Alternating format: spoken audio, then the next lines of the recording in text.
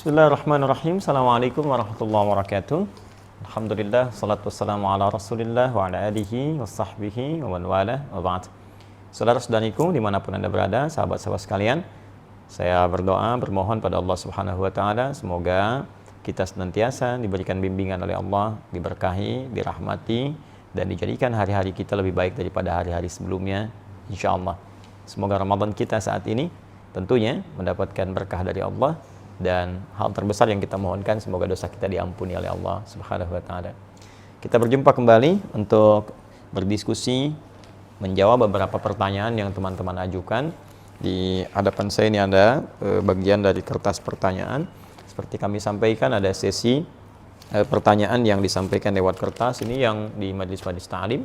Ada juga yang via online yang masuk ke web Quantum Akhyar, dan juga mungkin ada yang teman-teman cantumkan di channel YouTube, ya, yang di kolom komentar, ataupun beberapa yang mungkin nanti kita siapkan, teman-teman bisa bertanya dan di situ kita coba belajar bersama-sama.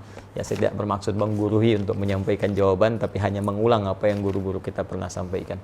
Baik, kali ini saya akan coba amati dulu barangkali beberapa bagian yang teman-teman sampaikan di YouTube, ya, di channel kita ini. Kemudian kita coba lihat bila ada pertanyaan-pertanyaan atau mungkin masukan-masukan yang saya bisa koreksi, itu akan lebih baik untuk kemudian kita kaji di kesempatan kali ini.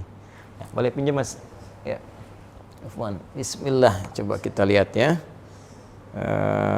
Bismillahirrahmanirrahim. Nah, saya mohon izin ya, saya urutkan dulu. Saya ambil video yang terakhir kemarin ya, yang di-upload. Coba kita lihat dulu. Baik, bismillah. Assalamualaikum Ustadz, nama ana Fulan. Mohon izin saya samarkan namanya ya. Teman-teman sebenarnya bisa lihat juga di sini, tapi saya akan lebih elok kalau saya coba samarkan saja. Dari Kalimantan Selatan, saat ini sudah berusia 27 tahun, lagi proses hijrah dan ingin belajar agama. Adakah pesantren yang bisa menerima ana mengingat usia ana sudah tidak muda lagi? Baik, atau bisa bekerja tempat Ustadz Adi, terserah pekerjaan apa, yang penting bisa sambil menuntut ilmu dan punya lingkungan yang baik. Baik, saudaraku yang insya Allah Allah muliakan, saya sangat senang dengan pertanyaan ini. Ya, berbahagia bahwa ada kekuatan yang bisa Anda dapatkan, hidayah yang telah Allah tanamkan dalam diri Anda, kemudian untuk Anda mulai berubah. Itu anugerah Allah yang nggak semua orang bisa dapati itu. Ya, syukuri itu. Ya, Allah berfirman dalam Al-Quran surah ke-29, ayat ke-69. Ya, walladzina jahadu fina lanahdiyannahum subulana. Orang-orang yang mau berusaha merespon petunjuk dari kami. Jadi Allah sampaikan, saya berikan hidayah nih, saya beri petunjuk untuk berubah. Ya, kadang-kadang ada yang datang lewat pendengaran, kita tiba-tiba sedang duduk dengar azan, kok kenapa bisa dengar gitu? Ya, padahal orang lain nggak dengar, Anda dengar. Ya, tiba-tiba Anda lewat dari pekerjaan, datang hidayah lewat mata, terus lihat masjid, lihat orang sudah berangkat ke masjid. Padahal Anda biasa nggak lewat situ, tapi tiba-tiba lihat orang sholat. Nah, selama ini mungkin pernah terlambat. Itu hidayah. Kalau Anda mau respon itu, Anda mampir ke masjid atau Anda siap-siap untuk sholat, kata Allah, lanahdiyannahum subulana, kami akan tunjukkan jalan-jalan kebaikan yang lain. Ya, jalan untuk mendekat kepada Allah, jalan untuk rajin puasa, jalan untuk senang dengan Al-Quran, jalan mendapatkan rezeki yang halal, jalan mendapatkan rezeki yang cepat. Kalimatnya subul, jama' dari kata sabil. Jadi kalau satu Anda respon, maka yang lain kemudian Allah akan tunjukkan dengan cepat. Nah, ini saya lihat ini ada langkah awal yang Allah kemudian berikan di hati Anda. Anda tinggal meresponnya dengan maksimal dan bermohon kekuatan kepada Allah Subhanahu wa Ta'ala. Maka yang pertama mesti dilakukan adalah, yang pertama, syukuri apa yang telah Allah anugerahkan itu. Yang kedua, semangat dan jadikan ini sebagai prioritas untuk mengisi sisa kehidupan kita. Ya, harus lebih baik dari sebelumnya. Allah janjikan di Quran surah ke-4 An-Nisa ayat yang ke-100. Ya, wa may yuhajir fi sabilillah yajid fil ardi muraghaman katsira wa sa'ah. Siapa yang mau berhijrah, ya, mau lebih baik lagi dari sebelum-sebelumnya, ingin dekat dengan Allah, maka Allah janjikan minimal dua hal kalau masih hidup di dunia. Ya, yang pertama muraghaman katsira wa sa'ah. Muraghaman katsira, kemudian dua sa'ah. Ya, saya mulai dari yang kedua dulu, sa'ah, kelapangan, ketenangan. Dia orang hijrah itu pertama dapat ketenangan dulu. Biasa nggak pernah ke majelis ta'lim, tiba-tiba datang, ya. Awalnya mungkin pembiasaan, adaptasi, itu biasa. Dari yang dengar dari luar, terus duduk paling belakang, ya, tiba-tiba tertarik pengen ke depan, lama-lama ketinggalan sekali, penasaran gitu, ya, ada rasa gelisah di situ. Nah, terus setelah itu datanglah ketenangan dalam jiwa, enak, ada perasaan yang nggak pernah didapatkan sebelumnya. pengen bangun tahajud, pengen puasa sunnah, itu sah namanya. Ya, kelapangan, keluasan. Ya, muraghaman katsiran, itu kelebihan-kelebihan yang banyak sekali. Ya, banyak sekali. Nanti ada, selain ketentraman tadi, mungkin tak terasa nanti ada rezeki yang dinikmati. Dulu kelihatannya banyak, tapi nggak ada yang manfaat tuh. Ya, atau sedikit manfaat lah ya, sedikit berkahnya. Nah, sekarang kelihatan sedikit, tapi manfaatnya kayak banyak gitu. Tenang dapatnya, enak, bisa menikmati, hidupnya nyaman, bisa istirahat, bisa macam-macam, itu muraghaman. Bisa juga bentuknya rezeki yang didapatkan, nambah sesuai dengan keperluan untuk ibadah. Nah, kemudian apa yang harus dilakukan oleh teman-teman, terutama yang bertanya seperti ini? Baik, pertama datangi majelis ilmu. Tidak harus juga datang misalnya langsung ke kami, ke Bekasi di sini. Tidak, teman-teman cari yang terdekat dulu.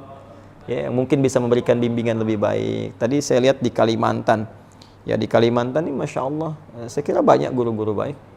Ada Kiai Haji Muhammad Bakhit, ya saya lihat baik beliau Masya Allah.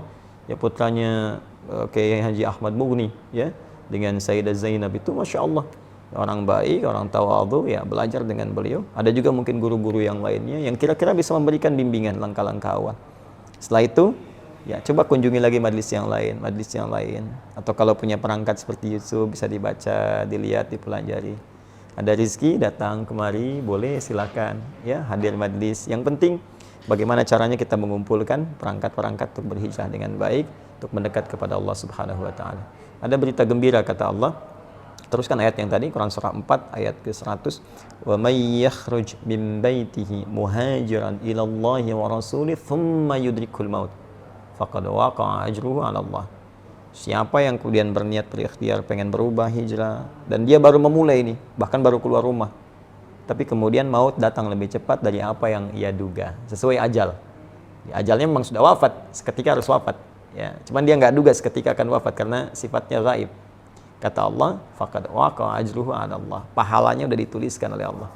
Kalau tobat dia diampuni, dan langkah pertamanya melahirkan amalan untuk dia. Dia berpeluang mendapatkan kebaikan terbesar dari Allah Subhanahu wa taala, bahkan mungkin surga dengan izin Allah Subhanahu wa taala. Bukankah Anda pernah dengar ada seseorang yang pernah membunuh 100 orang? Kemudian setelah itu dia bertobat. Bagaimana cara tobatnya? Dia istighfar, pergi ke majelis ilmu, di tengah jalan dia wafat walaupun belum sampai ke majelisnya. Dia wafat dalam keadaan tobat dan langkahnya dinilai sebagai langkah ibadah. Dakhalal jannah, surga jaminan baginya. Itulah yang melahirkan hadis Nabi di Ibnu Majah nomor hadis 233. Ya. Kata Nabi dari riwayat sahabat Abu Darda radhiyallahu taala anhu, qala Rasulullah sallallahu alaihi wasallam, man salaka tariqan yaltamisu fihi ilma sahhalallahu lahu tariqan ilal jannah. Siapa yang menyiapkan dirinya, berusaha serius menempuh perjalanan ya untuk menuntut pengetahuan, tentunya yang mendekatkan diri kepada Allah, maka setiap langkahnya dihitung memudahkan dia ke surga, meringankan dia ke surga. Ya, wa innal malaikata la tadu ajnihataha ridan li talibil ilmi. Dan para malaikat membentangkan sayapnya memberikan ridha kepada penuntut ilmu. Ya, di antara ridhonya ya ampunan. Ya, permohonan ampun kepada Allah, permohonan ampun.